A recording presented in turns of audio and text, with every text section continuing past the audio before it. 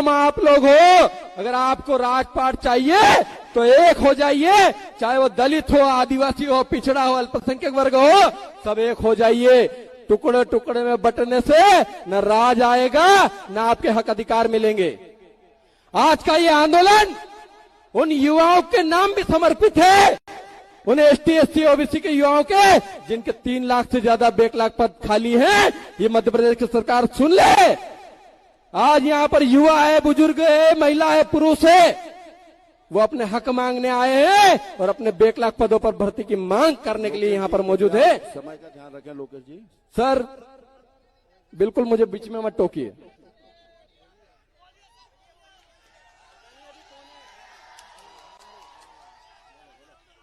हम लोग जानते हैं मंच की अपनी एक गरिमा है और गरिमा क्या होती है हमसे अच्छा कोई नहीं जान सकता। इस बात को आप लोगों को समझना चाहिए। बस इतना ही कहूंगा। 3 पर्स प्राप्त हुए हैं, जिनके पर्स गुमे हुए हैं। एक अंजना नाम से है, एक मुकेश कुमार और एक महन, जिनके ये पर्स हो कृपया ले जाए मंच से। जी सर रुक जाइए। साथियों, आदिवासी समाज सही में बहुत बोला है, बहुत बोला है, बहुत बोला है। और अब भोलेपन से बाहर निकलिए और कलम और कागज की लड़ाई लड़ना शुरू कर दीजिए। उस दिन हमारे अपने अधिकार हम लोग छीन कर ले लेंगे। इनकी औकात नहीं कि हमारे अधिकारों को रोक पाए। आज हम लोगों ने अधिकारी कर्मचारी वर्ग जो पिछले 10 सालों से प्रमोशन में आरक्षण को लेकर परेशान है, इसी मध्य प्रदेश की सरकार ने उनके प्रमोशन में आरक्षण पर रोक लगा के रखी है। और ये कहते हैं कोर्ट में केस चल रहा है, कोर्ट में केस चल रहा है। आपको बता दूं कि सरकार और ये विपक्ष में बैठे हुए लोग आपको प्रमोशन में आरक्षण नहीं देना चाहते। इस बात को आपको समझने की जरूरत है। ये कांग्रेस और भाजपा के लोग आपको अधिकार नहीं देना चाहते। इस बात को आपको समझने की जरूरत है। अगर आज प्रमोशन में आरक्षण की बात है तो विपक्ष को उसके लिए नियम नहीं अधिनियम बनाने चाहिए। आज प्रमोशन में आरक्षण लागू हो जाएगा और 4 लाख फिर पद खाली हो जाएंगे तो लगभग 7 लाख युवाओं को नौकरी मिल जाएगी और परिवार सुरक्षित हो जाएंगे। हम उसकी बात करने आए हैं, हम पेट की रोजी रोटी की बात करने आए हैं। हम बात करने आए हैं ओबीसी समाज जो इस मध्य प्रदेश में 52% है, लेकिन आजादी के 79 वर्ष होने के बाद भी उनको उनकी हिस्सेदारी नहीं मिल रही है। हम लोग मांग करते हैं कि ओबीसी समाज को 52% उसकी हिस्सेदारी दी जाए। ओबीसी समाज के वही जिस प्रकार बैकलॉग पदों की भर्ती नहीं निकाली, वैसे ही तो ओबीसी समाज के 13% होल्ड करके उनको होल्ड कर दिया गया है और युवाओं को बेरोजगार रखा गया है। उसको भी अनहोल्ड करने की बात करने के लिए हम लोग आप सब आए हैं। साथियों, अब एक और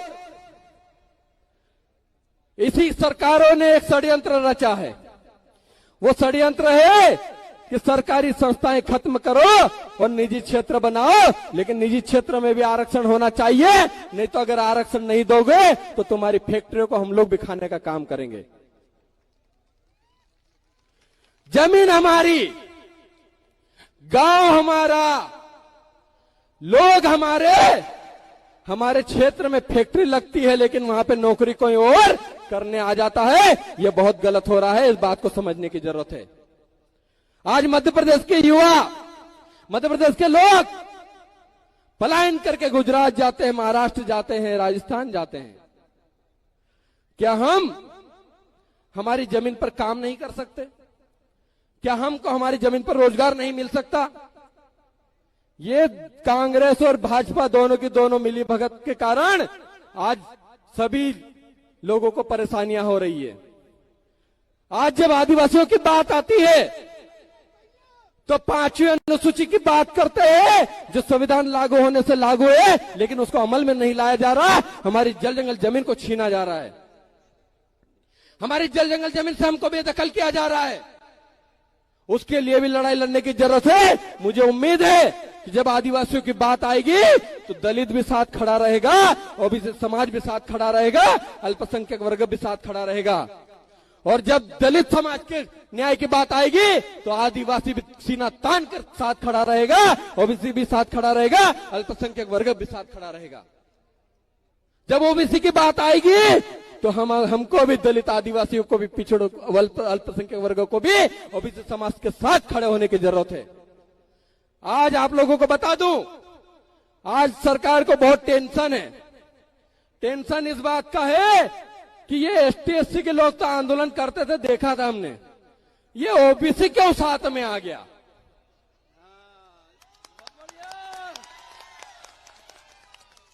क्योंकि ओबीसी इसलिए साथ में आ गया क्योंकि ओबीसी संविधान की मूल भावना को समझ चुके हैं और ओबीसी समाज भी संविधान की किताब हाथ में लेकर आज आदिवासी और दलितों के साथ खड़े होने के लिए तैयार हो गए हैं। इस बात से सरकारें घबरा रही है।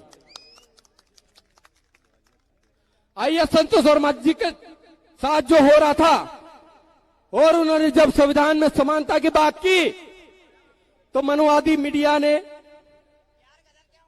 ऐसा प्रचारित किया और उनको बदनाम किया। एक आदिवासी आईएएस को जब ऐसा बदनाम किया जा सकता है, आप सोचिए कि उनके साथ जो गरीब लोग हैं उनके साथ कैसा दुर्व्यवहार होता होगा।